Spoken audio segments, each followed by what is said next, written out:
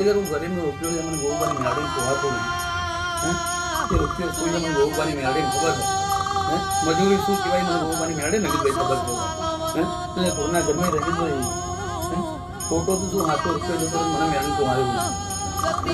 વાપરણ તું ઘણા આપણું ઘણા વાપરી નાખે એનો કશો વાંધો નહીં. કેવું ને સમજતા કે નહીં ને એ ભગવાન જે કંજૂસ એવું ને સમજતા. રંગીતભાઈ કે તો જે કમાય એને ખબર પડે. જે કમાય એને ખબર પડે. બાકી તો એને 100 રૂપિયા ગરોડો ની દરેક રૂપિયો અંદર ઓછો હોય તો એનું 99 ખોટા. હે એ 99 ખોટા છે. એટલે અમે રૂપિયો નાખો તો રૂપિયા માટે ભીખા માંગી છે. કાં તો ઘરમાં વસ્તુ વેચી વડે તો હોત. હે અગર ચોરાઈ વાળો ના લે